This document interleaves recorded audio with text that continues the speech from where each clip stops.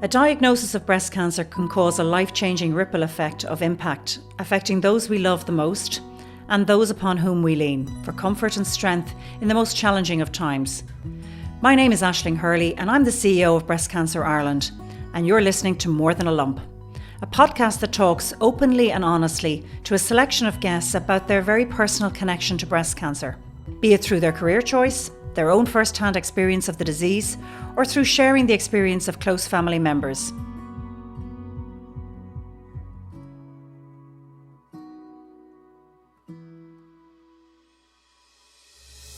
Paula McClean was getting ready for a family wedding where her 3 little girls were flower girls one summer evening in July.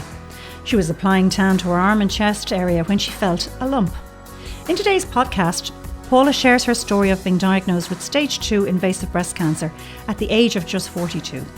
She talks about what made her get the lump checked in the weeks after the wedding, her treatment journey, and why the emotional scars remain with her to this day, nearly 11 years later. Paula shares a really honest reflection on the trauma of a breast cancer diagnosis, the worries, the anxieties it brings, even years later. She also chats to me about her love of fashion, running, and being part of a community of women who have travelled the same road as she has helped her. But most importantly today, Paula talks to me about how, as a mother of 3 little girls who are fast growing up to be fabulous young women, she's passionate about continued investment into breast cancer research.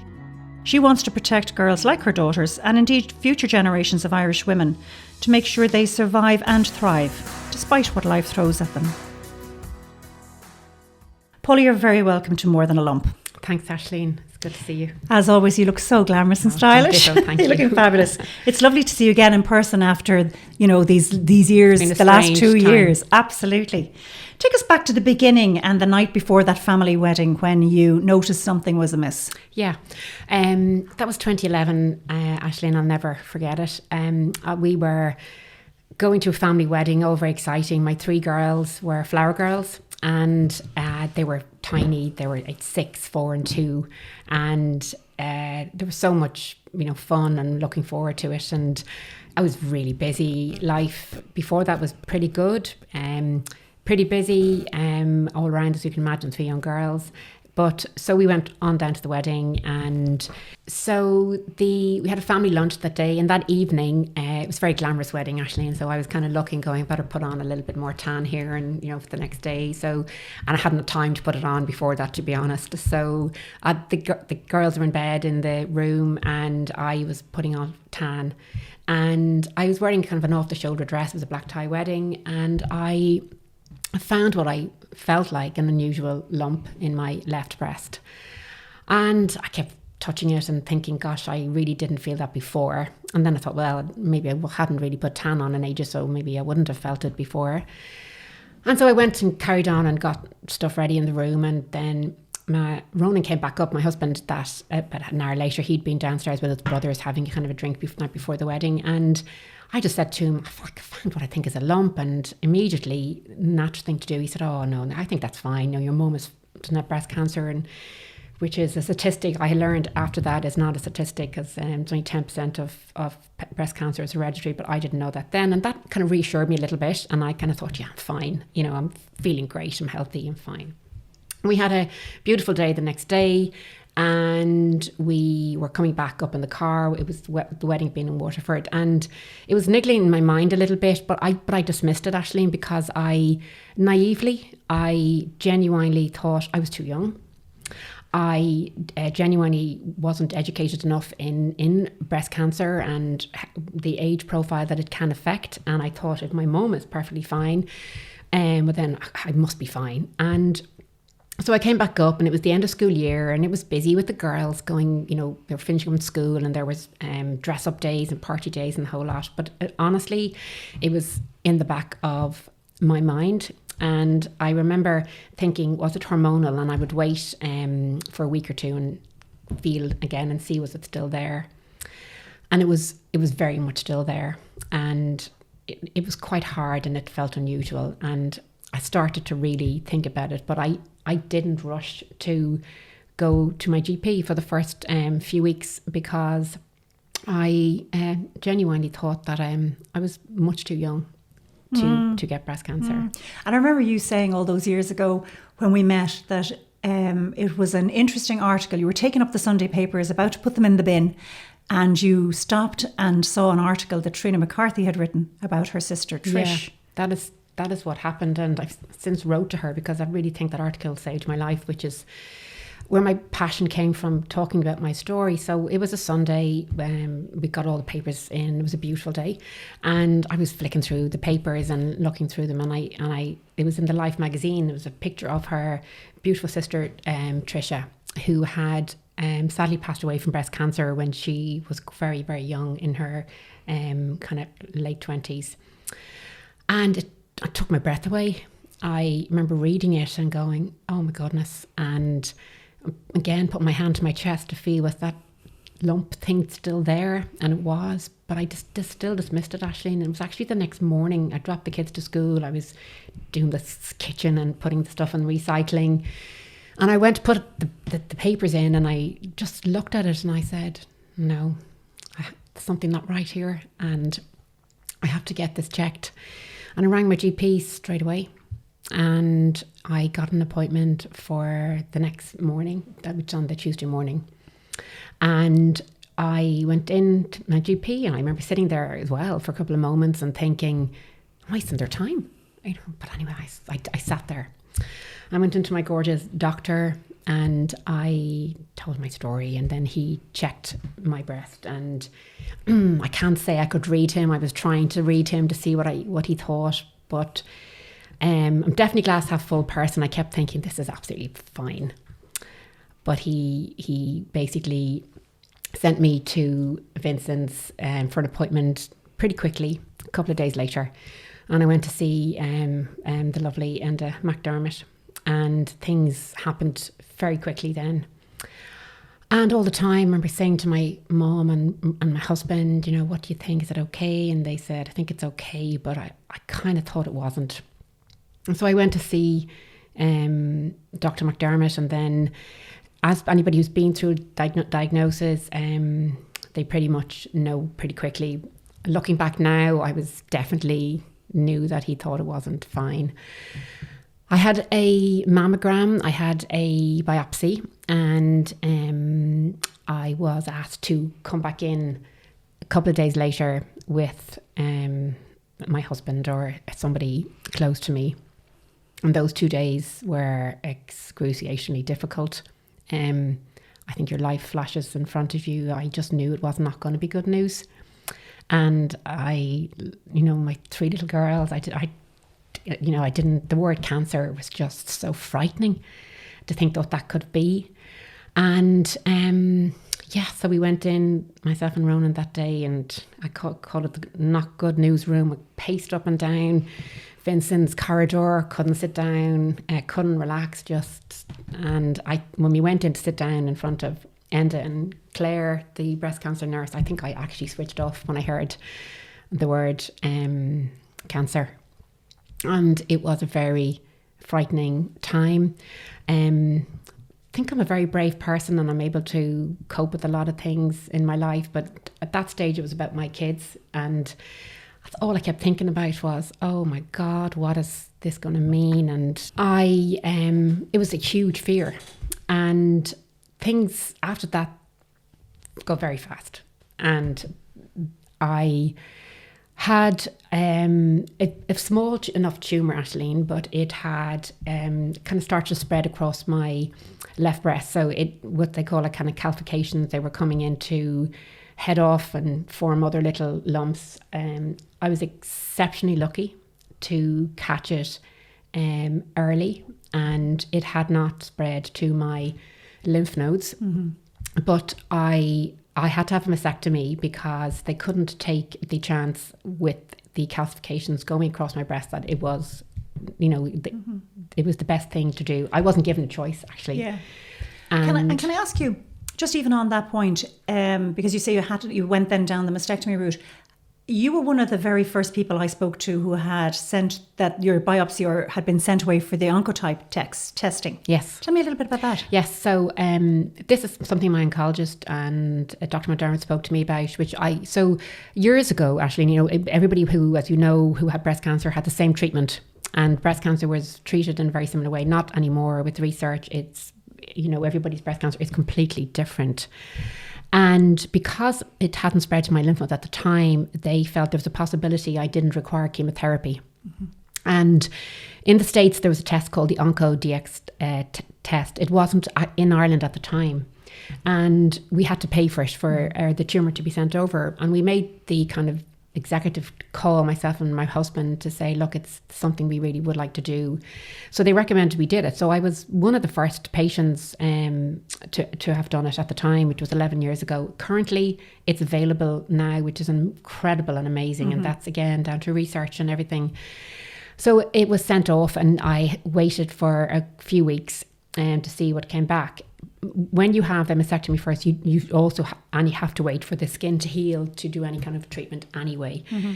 So I was off about really kind of hoping that maybe it would come back. It was funny, my mum at the time was hoping that I would have to do chemotherapy because she would have had this old fashioned fear that, it's the best thing to do and to do it. But that's changed now, and people have very successful outcomes without chemotherapy. Unfortunately for me, I got a call from my oncologist, and she asked me to come in. And again, I just knew the whole thing now at this stage. I was pro. And she said, unfortunately, it had come back with, it's able to tell you a lot of details. Some detail you probably don't really want to know, but it's actually an incredible thing to have done, because it basically said that my cancer was very aggressive. Mm-hmm. And I was quite young, and that reoccurrence without chemotherapy was a high possibility. Mm-hmm. So it wasn't even something that we had to discuss. I was asked, that was on Friday, and I started chemotherapy on the Monday morning. I dropped my middle daughter, Maggie, who was starting junior infants, to school for first day school, and went on up to Vincent's to start chemotherapy. So that was a tough all day, but it was, got through it. Mm-hmm. And talk to me now about tamoxifen, because I know you were initially on tamoxifen, and then there's recently, in the last 3 to 4 years, I suppose, there is this new thinking that you would have stayed on tamoxifen for 5 years. Now they're saying, from research point of view, you should stay on for 10 years. Yes, and I was actually that patient, actually, because I was basically did my 5 years, and I was very lucky. I did tolerate it well. I had a couple of little things over those few years that were difficult health-wise, but really I was quite lucky, and I did tolerate it. And then with my oncologist and conversations back and forth, she felt that I was a candidate based on, I suppose, my age and the aggressiveness of the cancer initially, that I would stay on it for 10 years. So I was one of the first people to do that. And I managed to do 8, Aisling, of it, because I think with getting older and with menopause and different things happen, I started to have a few complications with it a little bit. And I basically ended up then coming off it last year and having a hysterectomy with ovary removal, because my estrogen levels were actually still quite high, and it was the safest thing for me to do. Mm-hmm. But it is an incredible drug. I firmly believe it is. I'm here today because of it, and it is very, very tolerable. I didn't really have any side effects at all for the first 5 or 6 years. Mm-hmm. Mm-hmm. And again, that is, it's incredible. It's down to research. Years ago, you didn't have something like this. My mum's very good friend in her 30s passed away from breast cancer, but she had an estrogen-driven breast cancer, but there wasn't, tamoxifen hadn't been researched. It wasn't on the market. Yeah. So yeah, it's an incredible drug. It really is. And I had a fear coming off it. Yes, of course. And because it was kind of my safety net, and I really felt, and I took it religiously at the same time every day. But I did well. I did my 8 years, so I feel that I've ticked my box there. Absolutely, absolutely. And I suppose for me, looking at you and knowing you this length of all these years, fashion and running were the key things that, if you like, got you through this Absolutely. awful time in your life. Yeah. So I remember actually halfway through chemotherapy, walking down Sandyman Strand and looking at this gorgeous girl who I had met through a friend who had been through breast cancer, who had been incredibly kind to me during my diagnosis. She was the first person that I'd spoke to, and she was running, and I said to Ronan, I'm going to start running. And so I literally, 6 weeks after chemotherapy, I'd never run in my life before. I used to look at people running going, running people, and I am a runner, Aisling. So I was driving down past Dundrum to pick up the girls, and on the side of the goat bar there was this huge big sign for the Great Pink Run. And I pulled up in the traffic and I looked to the right and I said, I know these sea of pink, and I said, I'm going to do that. So I did. And I basically went to the Couch to 5K to work myself to go and do that first run ever. And a couple of my pals, I roped them into doing it with me. And I did it, and I have done it every year since. And I love it. For me, it was a line in the sand. It was before and after breast cancer. It was a personal thing. It made me feel healthier. It made me feel stronger.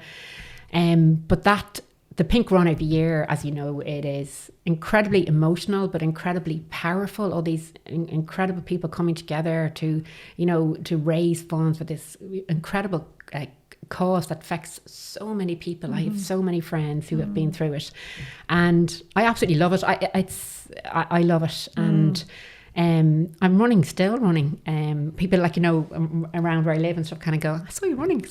So anyway, I've been known to be called Forrest Gump the off time. So, but it is. I mean, the Great Pink Run, I always stand back on the days when it was a physical event up to 2019 and admire the thousands that come out, and they're in their droves to, like, men, women and children, walk it, run it, jog it, whatever they want to do, because they know, unfortunately, everybody knows somebody who's been affected. Yeah. And thankfully, in 2022, I never thought I'd be able to say it again, but we're going to have a physical event again. Oh, super. So we'll be bringing everybody into the park in the middle of October, which is fantastic. And we'll be offering it in a virtual environment for those that can't make it. But it is about togetherness. It is about that solidarity within that kind of pink tribe. And my girls have done it with me. So they were very young when I was diagnosed, but they're young teenagers now, and they have... firstly, my eldest did it with me, and then my middle daughter Maggie did it, and then Lizzie did it. So we've all done it together, and then we've done it in different ones. So they will do it again with me this time. Absolutely. And I love that, and that was really important for me and for them. And they see so many people who've been through it, and for them then it isn't such a frightening thing, which is what breast cancer is. But when people come together, it's very strong. It's very strong. Very strong. Can I just ask you, even going back to your diagnosis, your kids were very, very young. I mean, I know Sally was, 6? 6. So how did you, or when did you tell them, well, Mummy is sick, Mummy's actually, how did you broach it with them? It was a difficult one. They were very young at the time, and I thought that I might not say anything to them, but I read a few things, and I thought that the thing with children, I thought the best thing to do is to be honest and in a gentle way. And when they were very young, I spoke to them about, there are good cells and bad cells, and sometimes the baddie cells can get into your body, but they have this incredible medicine, but unfortunately the medicine can be a bit silly, and it doesn't know which cells are good and bad, and so that's why you can lose your hair, because that was the most difficult part. I think you could nearly have hidden it if you hadn't lost your hair, because I did wear a wig a lot of times out, but then the wig can get uncomfortable, and I didn't wear my wig in the house. But kids are extremely resilient. I don't think they noticed half the time, except with me, there was a couple of jokes. My daughter, one of the days outside school, my middle daughter Maggie was telling her friends that her mum had no hair, and thought that was just so cool.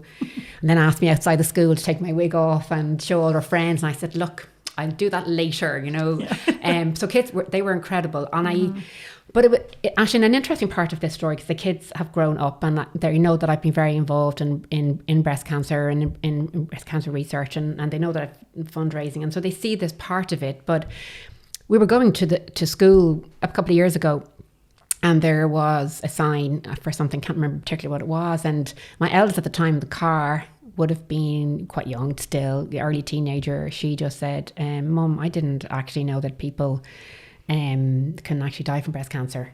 And so that was a whole different conversation. And that was... it was incredible, actually. I was becoming, she's an older child now, becoming an older teenager, to actually want to understand it and to not have a fear around talking about it. And I think that's a very powerful thing for teenagers and up and coming young 20-year-olds to actually understand their bodies and to be empowered and to be actually completely aware of not finding something, but of anything that is different or changes. And so...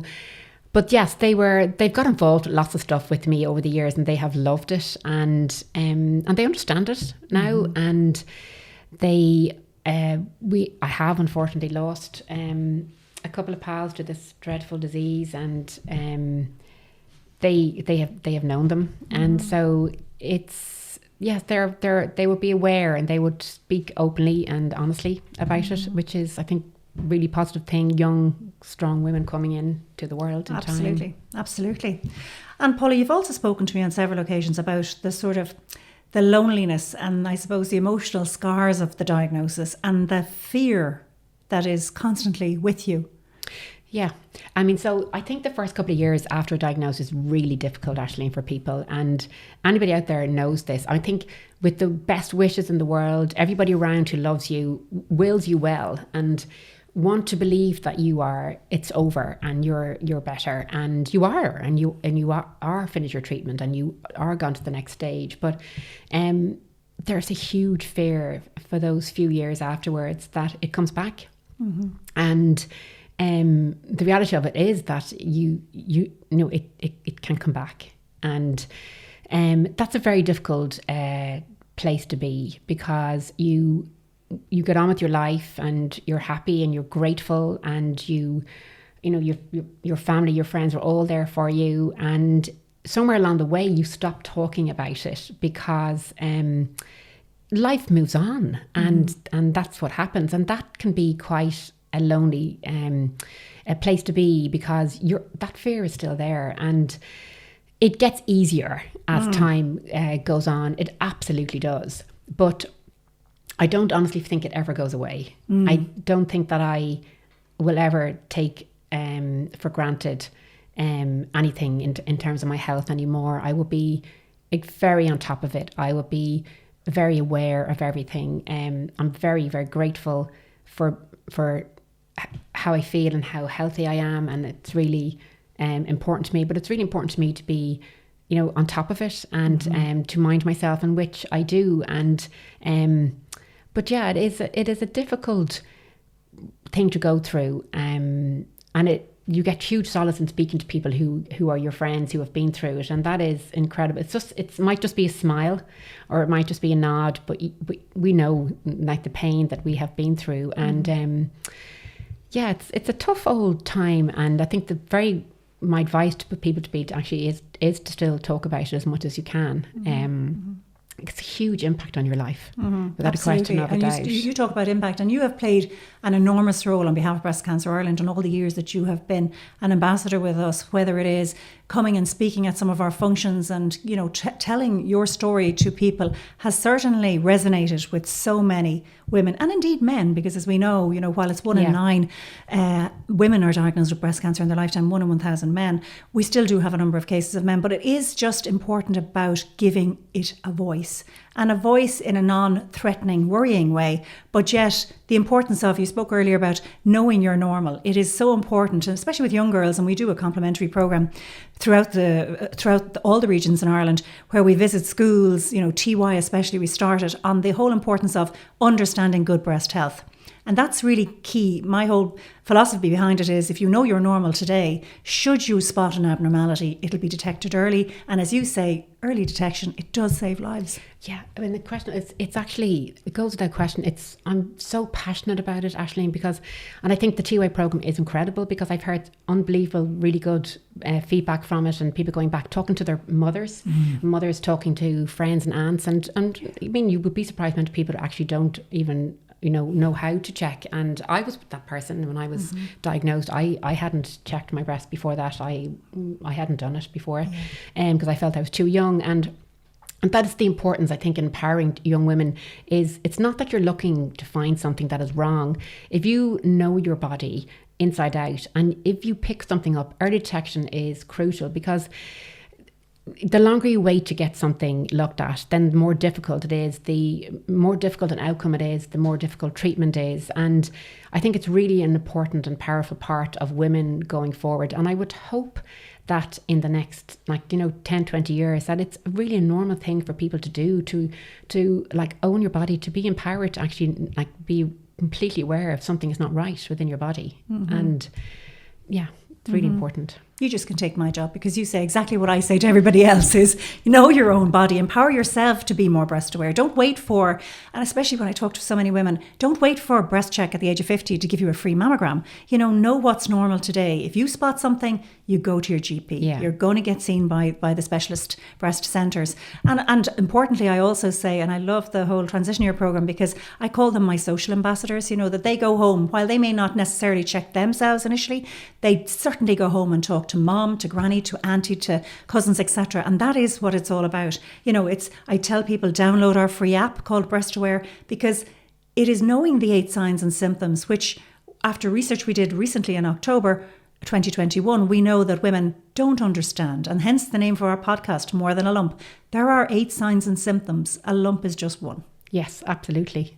Yeah, and when I look back at my beginning of my story and why I went to the GP, that is somebody telling their story, and it's somebody, and so there was some part of me that had actually heard about it, that had knew that this wasn't right, and then because it was a lump, and then when I read this story in the Life magazine about like Trina's sister, I knew that I had to go about it. So the more knowledge, the more that people are out there, then people will go and get checked, and that is a really powerful thing. I have 3 young girls coming up into the world, Aisling, and I never want them to go through this. That is something that I've always said, and you know that. Yeah.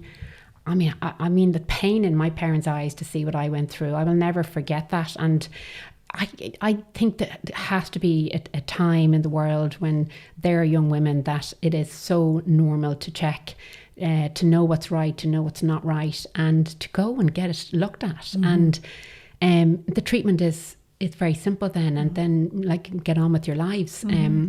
That would be a wish and a dream for me, to that that's where we would be when my young girls are young women. And we are certainly getting there. 10 years ago, we were fighting the fight of awareness and education, and our research was slower. Now we have definitely speeded up our research discovery. We're into clinical trials straight away. We have so many new clinical trial drugs out there. We're doing a lot more in the clinical trial world, because we need to transform what we're finding in lab settings into new drug therapies for people that are diagnosed.